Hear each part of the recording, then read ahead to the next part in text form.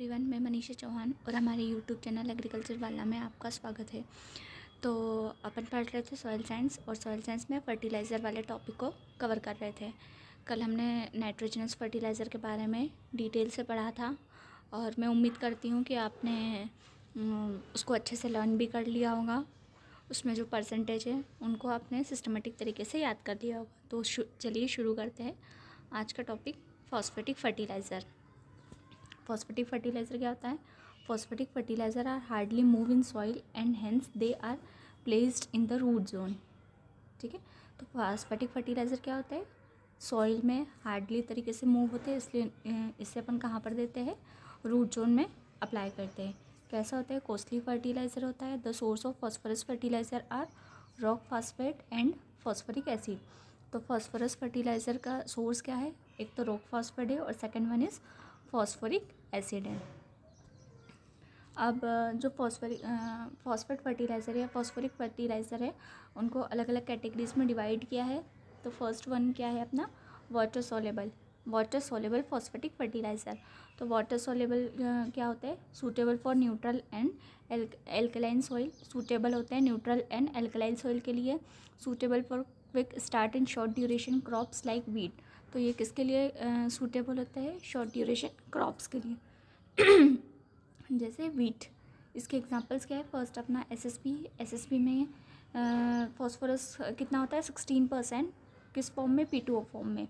तो एसएसपी का full form क्या है? Single super phosphate. एसएसपी का फुल फॉर्म क्या है? Single super phosphate. और इसमें 16% फॉस्फोरस प्रेजेंट होता है। किस फॉर्म में? P2O फॉर्म में। 18.5% कैल्शियम प्रेजेंट होता है एंड 12% सल्फर प्रेजेंट होता है। जो एसएसपी है ये first fertilizer produced in India. तो क्या है? First fertilizer produced in India. और मोस्ट इम्पॉर्टेंट फॉस्फेटिक फर्टिलाइज़र कौन सा है? SSP. Hardly move in soil hence they are placed in the root zone. और जो एसएसपी है वो सॉइल में हार्ड तरीके से मूव हो पाता है, इसलिए इसे अपन कहाँ देते हैं? रूट जोन में अप्लाई किया जाता है। किसको? एसएसपी को। एसएसपी का फुल फॉर्म क्या है? Single super phosphate. Next one है अपना डीएसपी का मतलब डबल सुपर फॉस्फेट। और इसमें कितने परसेंट P2O5 प्रेजेंट होता है? तो कितना? 32%। Also known as enriched super phosphate. तो अपन ने फर्स्ट क्या पढ़ा? एसएसपी में फॉस्फोरस कितना था? 16%। सेकेंड वन इज पढ़ा अपन ने डीएसपी, डबल सुपर फॉस्फेट। तो ये 16 का डबल 32। तो 16% एसएसपी में फॉस्फोरस प्रेजेंट होता है और डीएसपी में 32% फॉस्फोरस प्रेजेंट होता है। थर्ड वन इज टीएसपी मतलब ट्रिपल सुपर फॉस्फेट। तो फर्स्ट एसएसपी में 16%, डीएसपी में 32%, डबल 16 दूनी 16 कम 16, 16 दूनी 32 और 16 48। तो टीएसपी में 46 से 48% या 48% फॉस्फोरस P2O फॉर्म में प्रेजेंट होता है। तो एसएसपी में 16% फॉस्फोरस, डीएसपी में 32% एंड टीएसपी में 48% फॉस्फोरस प्रेजेंट होता है। TSP suitable for all crops and all soils. जो टीएसपी है ट्रिपल सुपर फॉस्फेट, वो सारी क्रॉप्स के लिए और सारी सॉइल के लिए सूटेबल होता है। नेक्स्ट क्या अपना डीएपी का फुल फॉर्म क्या है? Di ammonium phosphate. इसमें कितना परसेंट? 18% नाइट्रोजन प्रेजेंट होता है एंड 46% फॉस्फोरस प्रेजेंट होता है। तो डीएपी का याद रखिएगा, डीएपी का फुल फॉर्म क्या है? Di ammonium phosphate. और इसमें 18% नाइट्रोजन प्रेजेंट होता है एंड 46% P2O5 या फॉस्फोरस प्रेजेंट होता है। और जो डीएपी है वो कैसा है? कॉम्प्लेक्स फर्टिलाइज़र है, मोस्टली यूज्ड बाय फार्मर्स के द्वारा मोस्टली यूज्ड किया जाता है। और आइडियल फर्टिलाइज़र फॉर फोलियर एप्लीकेशन। तो आइडियल फर्टिलाइज़र होता है किसके लिए? फोलियर एप्लीकेशन के लिए। नेक्स्ट है अपना एमएपी क्या होता है? एमएपी का फुल फॉर्म क्या है? Mono ammonium phosphate. एमएपी का फुल फॉर्म क्या है? Mono ammonium phosphate. और इसमें 11% नाइट्रोजन प्रेजेंट होता है एंड 48% फॉस्फोरस प्रेजेंट होता है। और ये कैसे है? New grade of phosphatic fertiliser. New grade phosphatic fertiliser का न्यू ग्रेड है। कौन सा? MAP। MAP का फुल फॉर्म क्या होता है? Mono ammonium phosphate. नेक्स्ट है अपना, फर्स्ट अपन ने वाटर सॉल्युबल पढ़ा था, second one is citrate soluble. Citrate soluble कैसा होता है? सूटेबल होता है एसिडिक सॉइल के लिए, suitable for long duration crops जैसे sugar cane, lowland rice and tea, इनके लिए सूटेबल होता है। इसके एग्जांपल्स क्या है? DCP। साइट्रेट सॉल्युबल का एग्जांपल क्या है? DCP। DCP मतलब डाई कैल्शियम फॉस्फेट, और इसमें फॉस्फोरस कितना प्रेजेंट होता है? 33 से 40% फॉस्फोरस P2O5 के फॉर्म में प्रेजेंट होता है। किसमें? DCP में, डाई कैल्शियम फॉस्फेट में। नेक्स्ट इसका एग्जांपल क्या है? Basic slag. बेसिक स्लैग को और क्या बोलते हैं? थॉमस। बेसिक स्लैग को थॉमस भी कहा जाता है, और इसमें कितना % प्रेजेंट होता है? 14 से 18% फॉस्फोरस प्रेजेंट होता है। थर्ड कैटेगरी क्या है? साइट्रेट एंड वाटर सॉल्युबल, दोनों में सॉल्युबल। तो ये कैसे होते हैं? Strongly suitable for strongly acidic soil. Strongly acidic soil के लिए सूटेबल होता है, और सूटेबल फॉर प्लांटेशन क्रॉप के लिए भी सूटेबल होता है। इसके एग्जांपल्स क्या है? फर्स्ट अपना रॉक फॉस्फेट में कितने % P2O5 या फॉस्फोरस प्रेजेंट होता है? 20 से 40% फॉस्फोरस प्रेजेंट होता है। किसमें? रॉक फॉस्फेट में। और it is used for acid soil reclamation. Acid soil के रिक्लेमेशन में किसका यूज़ किया जाता है? रॉक फॉस्फेट का। ये याद रखिएगा, ये भी कई बार एग्जाम्स में पूछते हैं कि एसिड सॉइल के रिक्लेमेशन के लिए कौन से फर्टिलाइज़र का यूज़ किया जाता है, तो वो क्या आ जाएगा? अपना रॉक फॉस्फेट। नेक्स्ट अपना है इसका एग्जांपल रो बोन मील में फॉस्फोरस कितना प्रेजेंट होता है? 20 से 25% फॉस्फोरस प्रेजेंट होता है। एंड स्टीम्ड बोन मिल जो है उसमें कितना प्रेजेंट होता है फॉस्फोरस? 25 to 30% फॉस्फोरस प्रेजेंट होता है। तो ये अपना फॉस्फोरस फर्टिलाइज़र थे। नेक्स्ट अपना बायोसुपर क्या होता है? It is a form of organic fertiliser mostly used in Australia. ये कैसा होता है? ऑर्गेनिक फर्टिलाइज़र का फॉर्म है बायोसुपर, और ये मोस्टली कहाँ यूज़ होता है? ऑस्ट्रेलिया में। बायोसुपर किससे मिलकर बनता है? तो biosuper rock phosphate, sulphur and sulphur oxidising bacteria. Sulphur oxidising bacteria कौन सा? थायोबैसिलस। इनके कॉम्बिनेशन से क्या बनता है? बायोसुपर। तो बायोसुपर किससे बनता है? Rock phosphate plus sulphur oxidising bacteria जैसे थायोबैसिलस। याद रखिएगा, ये भी एग्जाम्स में पूछते हैं। नेक्स्ट अपना टाइप है अपना पोटाशिक या potassium fertiliser. Potassium fertiliser, highest use of potassium fertiliser in the state of Maharashtra. सबसे ज़्यादा पोटेशियम फर्टिलाइज़र का यूज़ कहाँ किया जाता है? महाराष्ट्र में। Potassic fertiliser is not suitable in alkaline soil. Alkaline soil में पोटाशिक फर्टिलाइज़र सूटेबल नहीं होता है। और potassium is important for plant, ये किसने बताया था? J.V.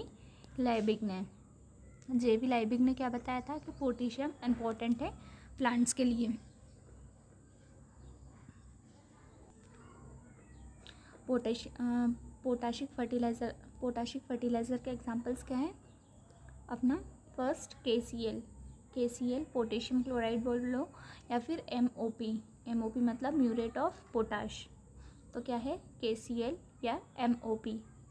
KCl मतलब पोटेशियम क्लोराइड एंड MOP मतलब म्यूरेट ऑफ पोटाश। इसमें पोटेशियम कितना प्रेजेंट होता है? पोटेशियम KCl में पोटेशियम कितना होता है? 60% पोटेशियम प्रेजेंट होता है। It is the most common and cheapest fertiliser among potassic fertiliser. जो KCl है, पोटेशियम क्लोराइड या MOP म्यूरेट ऑफ पोटाश जो है वो मोस्ट कॉमन फर्टिलाइज़र और चीपेस्ट फर्टिलाइज़र है। किसमें? पोटाशिक फर्टिलाइज़र में। This fertiliser is suitable for acidic and heavy soil but not for alkaline soil. जो KCl है, पोटेशियम क्लोराइड या म्यूरेट ऑफ पोटाश जो है वो एसिडिक सॉइल या हेवी सॉइल के लिए तो सूटेबल है, बट एल्कलाइन सॉइल के लिए सूटेबल नहीं है।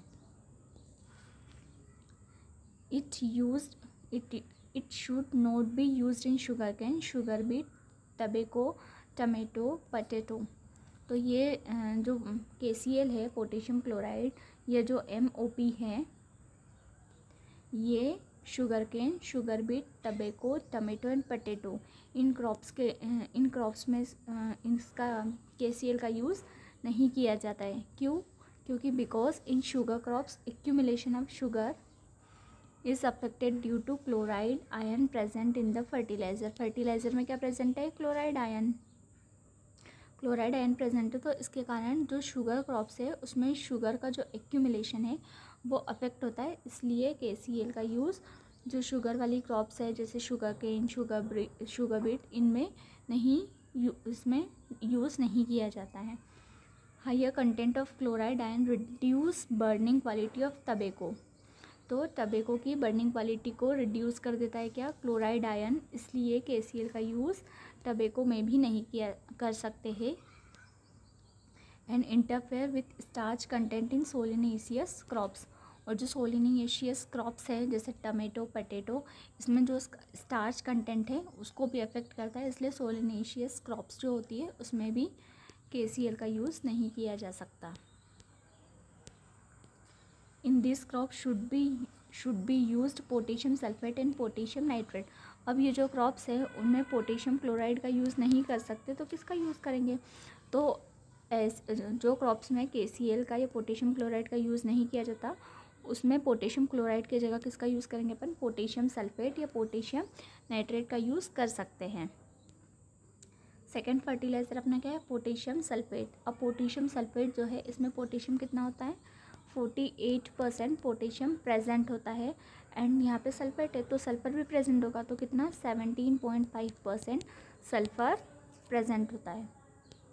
It is costly because it made by treating potassium chloride with magnesium sulphate. तो ये जो फर्टिलाइज़र है पोटेशियम सल्फेट, ये कैसा होता है? कॉस्टली होता है। क्यों होता है? क्योंकि इसमें पोटेशियम क्लोराइड को किससे ट्रीट किया जाता है? मैग्नीशियम सल्फेट से ट्रीट किया जाता है। नेक्स्ट वन अपना क्या है?